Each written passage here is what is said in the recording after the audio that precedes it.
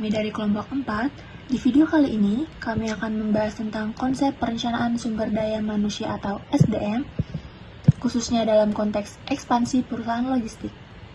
Materi ini penting banget karena dalam dunia bisnis, keberhasilan perusahaan itu bukan cuma ditentukan dari strategi saja, tapi juga dari kesiapan tenaga kerja atau SDM yang dimiliki.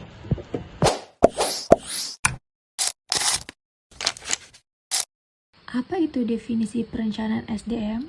Perencanaan SDM adalah proses untuk menentukan jumlah, jenis, dan kualitas tenaga kerja yang dibutuhkan perusahaan, baik untuk saat ini maupun di masa depan.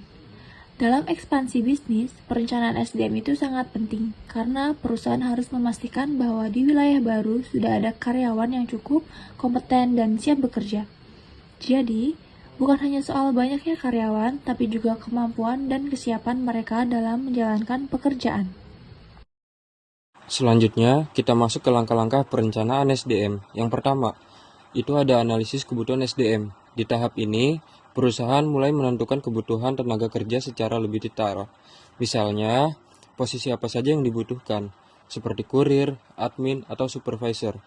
Berapa jumlah karyawan yang diperlukan, dan kualifikasi atau kemampuan yang harus dimiliki. Yang kedua ada forecasting atau peramalan SDM. Forecasting adalah proses memperkirakan kebutuhan SDM di masa depan berdasarkan yang pertama, pertumbuhan bisnis, 2, target ekspansi, ketiga, data sebelumnya, keempat, tingkat keluar masuk karyawan. Nah, yang ketiga ada strategi pengadaan SDM. Beberapa cara yang bisa dilakukan perusahaan, yaitu seperti yang pertama, rekrutmen internal atau promosi karyawan lama. Yang kedua ada rekrutmen eksternal atau mencari karyawan baru. Yang keempat ada pelatihan atau training. Yang kelima, outsourcing jika dibutuhkan secara cepat. Keempat, risiko jika perencanaan SDM tidak baik. Jika perencanaan SDM tidak dilakukan dengan baik, maka akan muncul berbagai masalah seperti yang pertama, kekurangan karyawan mengakibatkan pekerjaan menumpuk. Kedua, kelebihan karyawan membuat biaya membengkak. Ketiga, karyawan tidak sesuai kinerja menjadi tidak optimal. Yang keempat, pembagian kerja tidak seimbang mengakibatkan produktivitas menurun. Hal ini bisa mengakibatkan bahkan menggagalkan ekspansi perusahaan. Selanjutnya adalah analisis kebutuhan pengembangan SDM. Nah, analisis dilakukan untuk mengetahui kira-kira keterampilan apa yang masih perlu ditingkatkan dan kompetensi apa yang perlu dikembangkan oleh karyawan. Dengan begitu, perusahaan bisa membuat program pelatihan yang lebih tepat sasaran.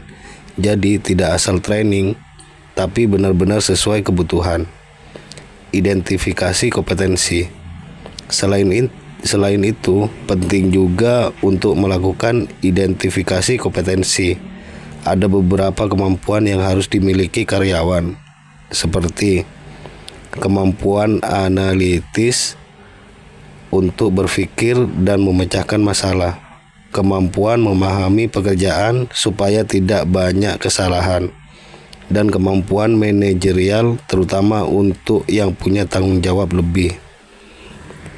Selanjutnya kita masuk ke strategi pengembangan SDM. Yang pertama adalah pelatihan dan pengembangan. Di sini perusahaan perlu memberikan pelatihan supaya karyawan bisa bekerja lebih efektif dan juga lebih paham dengan sistem kerja yang digunakan. Yang kedua adalah program talent development. Tujuannya adalah untuk menyiapkan karyawan agar bisa berkembang, misalnya naik jabatan menjadi supervisor atau posisi yang lebih tinggi. Dan yang ketiga yaitu penilaian kinerja. Penilaian ini biasanya menggunakan KPI atau target kerja supaya perusahaan bisa memastikan bahwa karyawan bekerja sesuai dengan tujuan yang sudah ditetapkan. Kesimpulan, sebagai penutup, bisa kita simpulkan bahwa perencanaan SDM itu sangat penting, terutama untuk mendukung keberhasilan ekspansi bisnis. Jika perencanaannya baik, pertama, perusahaan bisa mendapatkan karyawan yang tepat. Kedua, kinerja jadi lebih optimal. Yang terakhir, dan bisnis bisa berkembang dengan lebih lancar. Sekian penjelasan dari kelompok 4 mengenai konsep perencanaan SDM. Terima kasih sudah menonton video ini. Semoga apa yang kita sampaikan bisa bermanfaat dan menambah wawasan kita semua.